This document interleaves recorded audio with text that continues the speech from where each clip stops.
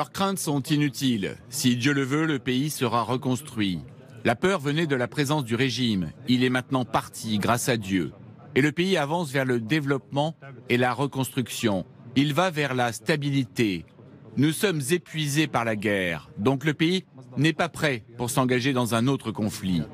La source de nos craintes venait des milices iraniennes, du Hezbollah et du régime qui a commis les massacres auxquels nous assistons aujourd'hui. Leur retrait est donc la solution pour la Syrie. La situation actuelle et notre présence ici ne justifient pas un retour à la panique. Au-delà de la seule question de l'État islamique, il tente de rassurer, de dire « avec nous, tout va bien se passer ». Est-ce qu'il y a, oui ou non, matière à être rassuré après ces prises de parole? On découvre un homme qui maîtrise parfaitement l'art de la communication. Je pense qu'il faut appliquer le principe des 3 P, pragmatisme, prudence et prévention concernant HTC ou HTS, qui est finalement l'héritage en fait à la fois de l'État islamique, d'Al-Qaïda et d'Al-Nosra. Néanmoins, on s'est aperçu quand même, là je cite Nasser, qui est un très bon connaisseur, Wassim Nasser, qui est un très bon connaisseur de HTS, et qui a étudié notamment les mesures qui ont été prises dans le gouvernorat d'Idlib. Il y a eu tout de même une liberté cultuelle qui a été accordée à la fois aux chrétiens et aux druzes. Il y a eu une gouvernance relativement équilibrée et juste dans ce gouvernorat depuis 2017 déjà. On oublie quand même que HTS gère une partie du pays depuis maintenant 7 ans. Malgré tout, ce sont des djihadistes, ce sont des gens, c'est une organisation qui est toujours considérée comme terroriste par les États-Unis et par l'Union européenne. Donc, pragmatisme, parce que maintenant ce sont des gens qui tiennent la capitale et une partie du pays, donc il faut prendre langue avec eux. Prudence et prévention, c'est ce que font les Américains et les Israéliens, d'ailleurs de manière assez, avec beaucoup de vigueur depuis 2 jours. Et en effet, mais avec au cœur de leurs préoccupations, je le disais, l'État islamique. Ils en parlent beaucoup de la volonté de contenir cet État islamique qui pourrait reprendre des forces. Information détectée ces dernières heures, par exemple, 54 soldats syriens qui avaient pris la fuite pendant l'offensive des rebelles ont été exécutés par ce groupe État islamique. Est-ce qu'il est en train de reprendre des forces? Est-ce que l'État islamique profite du chaos dans la zone pour se renforcer? Non. Non, parce que d'abord l'État islamique a à nouveau été affaibli par 75 frappes américaines dimanche, parce qu'il reste contenu quand même dans une vingtaine de poches qui vont du sud de la province de Deraa au désert central, la Badia. Il n'y a plus maintenant que 1500 combattants, et surtout le premier ennemi de l'État islamique en Syrie, c'est HTS, qui s'est engagé dans un combat depuis 2014 contre l'État islamique sanglant. L'avant-dernier calife de l'État islamique a été tué par HTS en août 2023 à Idlib. Donc en fait, le meilleur garant en fait de la non-prolifération de l'État islamique dans les prochaines heures, prochains jours, en fait, c'est HTS. Et c'est Joulani qui est un ennemi acharné de l'État islamique depuis des années. Alors pourtant, Vincent Crouzet, la crainte du retour de l'État islamique, encore une fois, c'est l'une des raisons pour lesquelles, visiblement, les États-Unis ne veulent pas partir trop vite de Syrie, comme nous l'explique Axel Monnier, qui est notre correspondant à Washington avec Gilles Parot. La première raison, c'est que c'est la mission initiale des soldats américains stationnés depuis 2014 en Syrie. Il en reste encore 900 et ils continuent de lutter contre le groupe terroriste État islamique.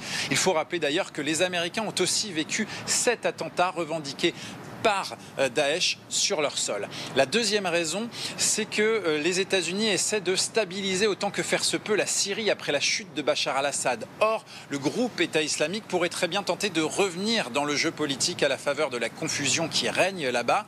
Et en parallèle, les Américains ont très peu confiance en HTS. Ils leur ont d'ailleurs fait passer un message: pas d'alliance possible avec Daesh.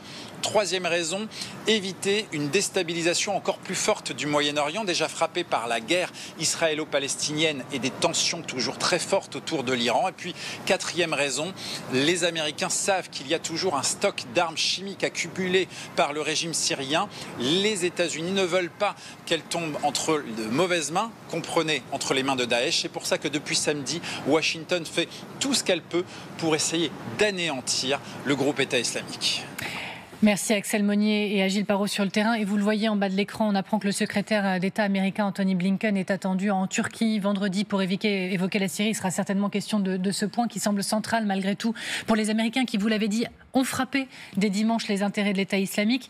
Et j'ajoute que Le Monde soulignait que durant cet été-là, 2024, les Nations Unies et le commandement central des États-Unis avaient alerté sur la montée en puissance de l'EI depuis les attaques du 7 octobre. Est-ce que c'est fait partie des éléments à prendre en compte dans l'équation? Au-delà du chaos syrien, il y a eu le 7 octobre, toute la déstabilisation dans la région et l'opportunité pour l'État islamique de reprendre des forces. Évidemment, c'est le type d'organisation qui profite de toute informalité et donc du chaos actuel. Néanmoins, il n'y a pas de progression territoriale de l'État islamique. Et je le répète, le premier ennemi de l'État islamique, c'est HTS. Il y a eu notamment un événement il y a une dizaine d'années où une centaine de prisonniers d'Al-Nosra et d'Al-Qaïda ont été assassinés dans des conditions effroyables par l'État islamique, donc en janvier 2014. Et ça, c'est vraiment resté dans la mémoire d'Al-Jouani, qui, il faut le souligner, est un survivant. C'est un survivant de Baghdadi, c'est un survivant de tous les chefs d'Al-Qaïda. Il a seulement 42 ans.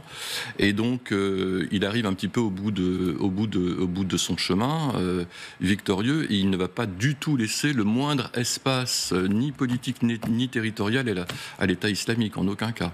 Elisabeth Martichoux. Oui, alors, question de Béotienne, à l'expert que vous êtes. Sur cette question, il y a l'État islamique et puis il y a l'islamisme de HTS. HTS est un groupe islamiste.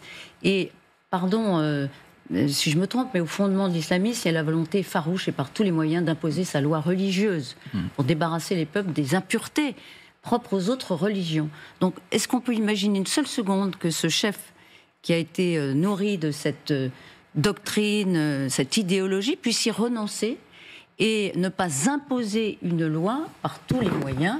Et on voit bien que dans tous les pays islamisés, et islamisés au sens islamiste du terme, c'est-à-dire radicaux, il y a aussi évidemment les germes de la dictature politique.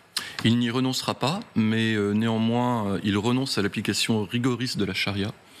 Depuis qu'il a pris en compte et depuis qu'il contrôle en fait le gouvernorat d'Idlib. Il respecte les femmes, par exemple?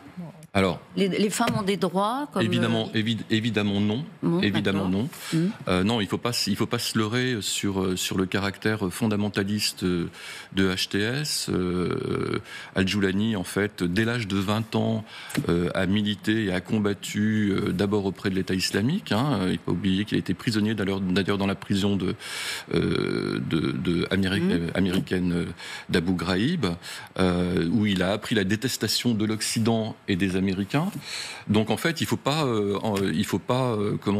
angéliser HTS et en faire un mouvement modéré. Mais malheureusement, il faut être pragmatique. Ce sont des gens qui viennent de prendre le pouvoir à Damas.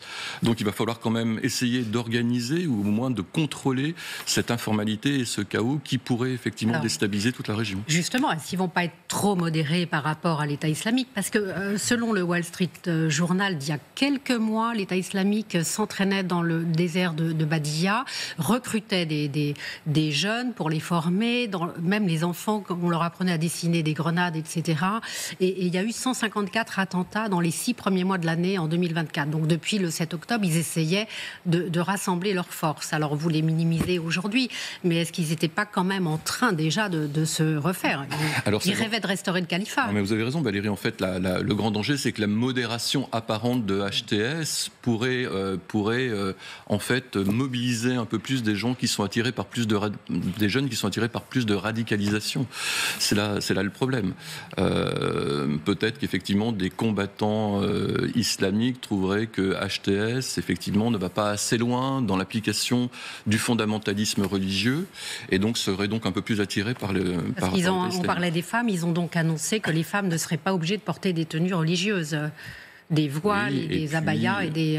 Absolument. Et puis, ce qui a été très caractéristique, c'est quand même la liberté cultuelle, quand même, dans le gouvernorat d'Idlib. Donc, les messes sont célébrées.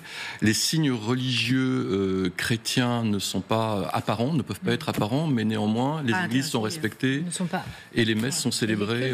Alors, regardez cet article du Monde. En Syrie, la fin annoncée de la coalition contre l'organisation État islamique qui était prévue. Il y avait un retrait qui était annoncé, qui était en préparation, qui était imminent, eh bien, ce retrait est remis en question par la chute du régime.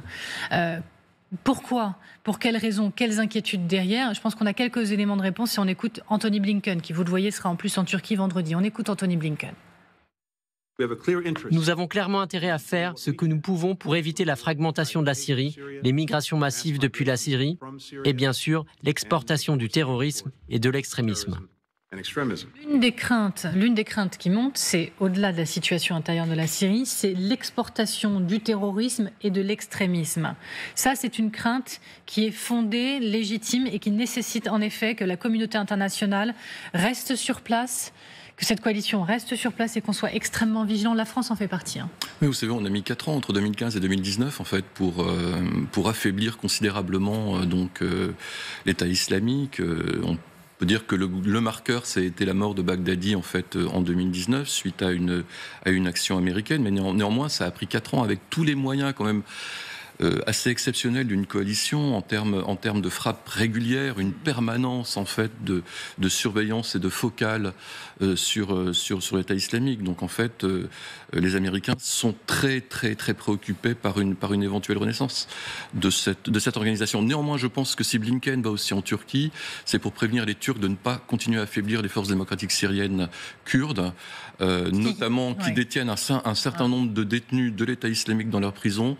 Il ne s'agit pas que ces forces militaires kurdes s'effondrent.